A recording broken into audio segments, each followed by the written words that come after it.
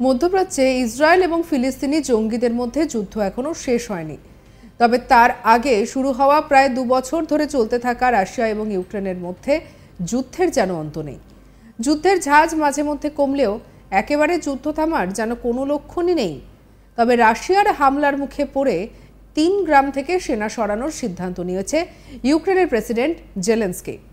এদিকে কোনো পক্ষই নমনীয় না হওয়ায় হামলা পাল্টা হামলা যেন নিত্যদিনের ব্যাপার হয়ে দাঁড়িয়েছে রাশিয়া এবং ইউক্রেনের মধ্যে। রক্তক্ষয়ী হামলায় এ পর্যন্ত 2 দেশের বহু নাগরিক এবং সেনার প্রাণ গিয়েছে। তবে জানা গিয়েছে বর্তমানে অস্ত্রভাণ্ডারে কিছুটা হলেও যেন ভাটা পড়েছে ইউক্রেনের, আর তাই সারা বিশ্বের কাছে অস্ত্রের যোগানের জন্য আবেদন জানাচ্ছে ইউক্রেনের প্রেসিডেন্ট জেলেনস্কি। সর্বশেষ যা খবর, মস্কোর সাঁড়াশি আক্রমণের মুখে পড়ে শেষ পর্যন্ত 3টি গ্রাম থেকে সেনা সরানোর সিদ্ধান্ত নিয়েছেন প্রেসিডেন্ট জেলেনস্কি।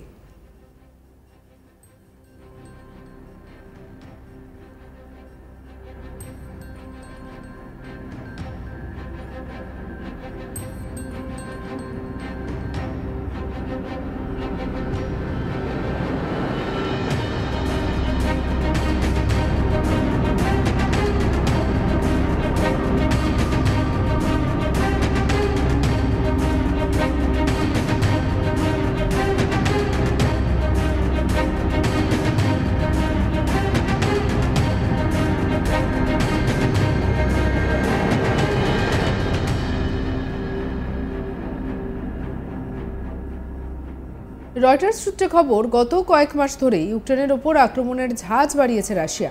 আর এদিকে একদিকে অস্ত্রভাণ্ডারে ভাটা আর অন্যদিকে আর্থিক সংকট, এই দুয়ের জাতাকলে কার্যত পিছু হটতে বাধ্য হচ্ছে ইউক্রেন সেনা। রবিবার এ নিয়ে ইউক্রেন সেনার কর্নেল জেনারেল আলেকজান্ডার সিরস্কি জানিয়েছেন যে ইস্টার্ন ফ্রন্টে রাশিয়ার বিরুদ্ধে লড়াই করা সহজ হচ্ছে না, পরিস্থিতি এখন খুবই খারাপ। তাই সেখানকার 3টি গ্রাম থেকে সেনা সরিয়ে নেওয়া হয়েছে। মস্কোর বিরুদ্ধে নতুন করে আক্রমণ শানাতে অন্য জায়গায় ঘাঁটি তৈরি করা হয়েছে। প্রসঙ্গত, গত কয়েকদিনে রাশিয়ার মিসাইলের আঘাতে কমপক্ষে 17 জন ইউক্রেনের নাগরিকের মৃত্যু হয়েছে। ইউক্রেনের ঘন বসতিপূর্ণ এলাকায় রাশিয়ান মিসাইলের আঘাতেই একসঙ্গে এত প্রাণহানি হয়েছে। যদিও এই ঘটনায় নিজেদের দুর্বল এয়ার ডিফেন্স সিস্টেমকেই দায়ী করেছেন ইউক্রেনের প্রেসিডেন্ট জেলেনস্কি। এই কঠিন পরিস্থিতিতে ফের একবার যুদ্ধাস্ত্র চেয়ে জেলেনস্কি জানিয়েছেন, আমাদের সহযোগীদের কাছে অনুরোধ, যত তাড়াতাড়ি সম্ভব আমাদেরকে অস্ত্র দিয়ে সাহায্য করুন, যাতে গুরুত্বপূর্ণ স্থানগুলোতে আমাদের সেনা নিজেদের অবস্থান ধরে রাখতে পারে।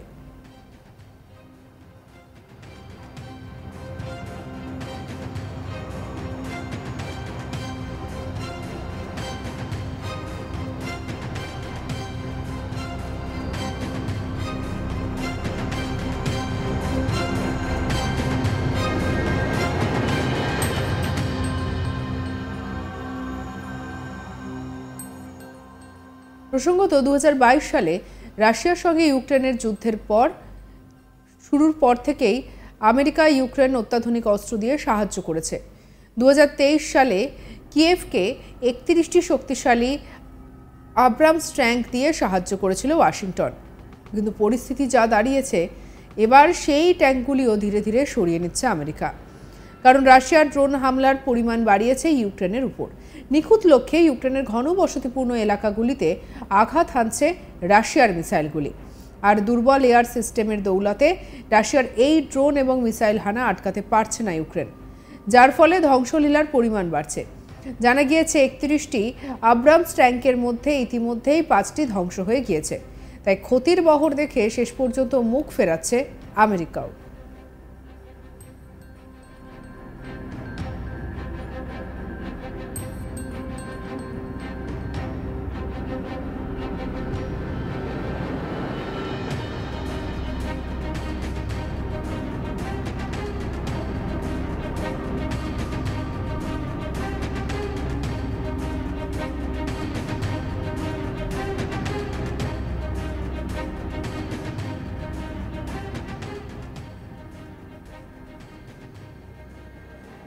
এবং এই পরিস্থিতিতে দাঁড়িয়ে বারবার কিন্তু পরিস্থিতি আরও সঙ্গীন হয়েছে। বারবার অন্যান্য দেশের ওপরেও এই যুদ্ধের প্রভাব পড়েছে।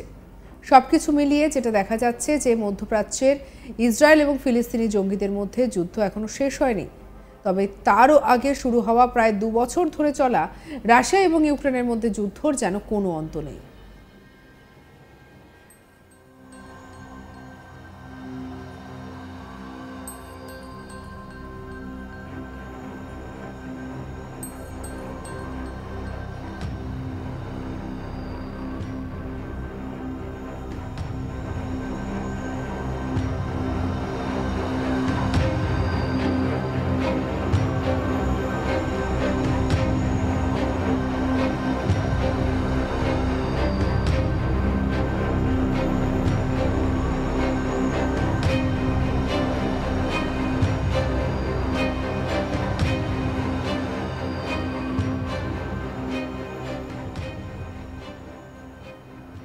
আর এই পরিস্থিতিতে যুদ্ধের ঝাঁজ মাঝে মধ্যে কমলেও একেবারে যুদ্ধ থামার কোনো লক্ষণই নেই।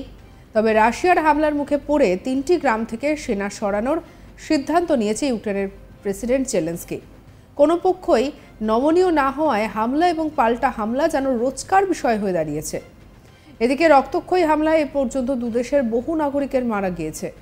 তবে জানা যাচ্ছে বর্তমানে অস্ত্র ভাণ্ডারে কিছুটা হলেও ভাটা পড়েছে ইউক্রেনের, আর তাই সারা বিশ্বের কাছে অস্ত্রের যোগানের জন্য আবেদন জানাচ্ছে ইউক্রেনের প্রেসিডেন্ট জেলেনস্কি।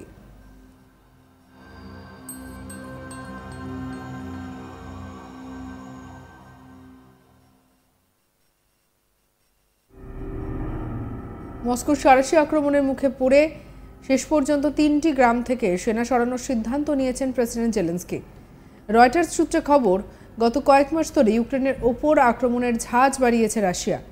আর একদিকে অস্ত্র ভাণ্ডারে ভাটা আর অন্যদিকে আর্থিক সংকট, এই দুয়ের জাতাকলে কার্যত পিছু হটতে বাধ্য হয়েছে ইউক্রেন সেনা।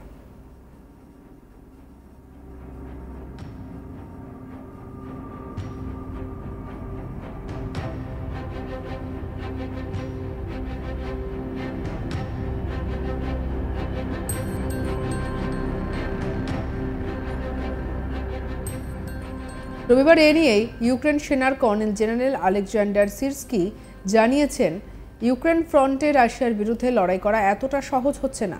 পরিস্থিতি এখন খুবই খারাপ হয়ে রয়েছে, তাই সেখানকার 3টি গ্রাম থেকে সেনা সরিয়ে নেওয়া হয়েছে। মস্কোর বিরুদ্ধে নতুন করে আক্রমণ শানাতে অন্য জায়গায় ঘাঁটি তৈরি করা হয়েছে। প্রসঙ্গত, গত কয়েকদিনে রাশিয়ান মিসাইলের আঘাতে কমপক্ষে 17 জন ইউক্রেনের নাগরিকের মৃত্যু হয়েছে।